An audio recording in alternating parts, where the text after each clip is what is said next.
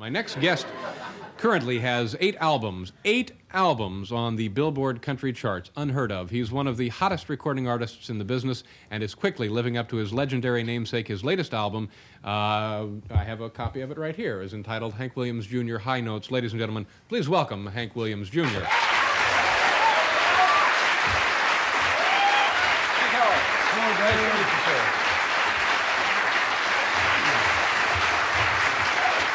Thank you very much for being here. Now, this let's just get some of this taken care of. 8 albums on the country charts. Has that not been done before? Now, how? I see. Yes. Over what period of time did you record these things and produce them and so forth? Let's see, we recorded the first one in 77. This is 82. It's still on there. Yeah. Now, I'm guessing that there's a pretty good dough in this, huh? Fantastic, Dave.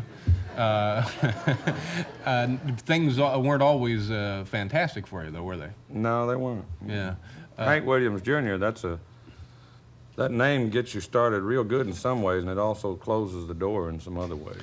Now, we're talking, how many years ago did you find that it was a start and also a hindrance? I played my first show when I was 8 years old, recording for MGM at 14, and it was fun to be, for the little boy, you know, to be doing Hank Williams, but it was hell for the man later.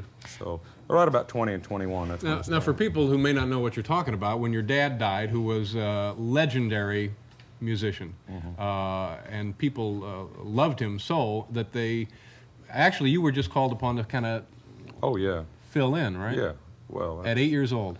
You know, they wanted any part of him they could get back, and I didn't have music on my mind very much. I'd go out and do these shows. I wasn't too serious about it at 8. 14, 16, you know, did the MGM movie Your Cheating Heart. That was a gold album. And then after some marriages and divorces and things like that, then it got serious, you know, I started writing some of my own things. Now, whose idea was it to put you out there on stage and start, you were essentially doing your dad's act, right? Oh, it was my idea without a doubt. My mother, you know, I was on the road with her, but I couldn't wait to do it. I've got my 9-year-old boy on this tour. He can't wait. But I had a manager later on where it was exploited to the point of, like, Daddy's original band and make records with his voice over mine, and it got a little out of hand there. Yeah. Do you have any resentment, or did you have any resentment at the time for your father's success when you were doing that?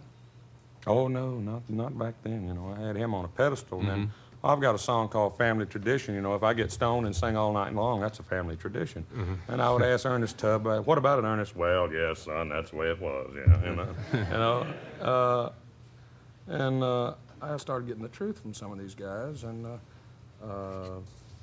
that's when it all started for us. You weren't always really well received when you were doing this, were you? Oh, no. You start with Sweet Home Alabama at volume 20, you know, and they came to hear You're Cheating Hard, and there's 1,000 there, and 800 left, and 200 stayed, you know. Yeah, but I'm talking about even when you were doing your dad's act, that didn't satisfy people, did it? Yeah, it did. Yeah, it did then. Real good. Yeah, but didn't you suffer some abuse? Didn't satisfy this person. Yeah. Or they'd say, well, sing this song. And I said, well, I don't know that. Well, you little so-and-so your daddy would have. Oh, I see. So I said, well, whoever, what would Daddy have said? He would have said, kiss my butt. So that's where we took it from there. So at how were you able to finally shed this and become your own performer?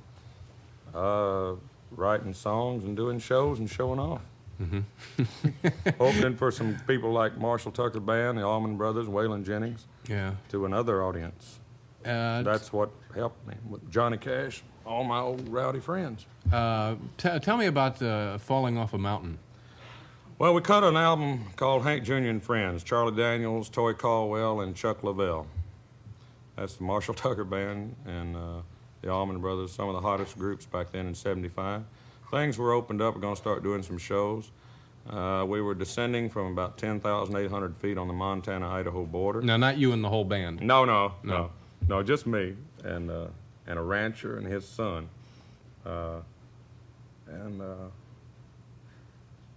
I went down this mountainside 470 or 80 feet, and from the back of the head and between the eyes, and This is all plastic. This is plastic.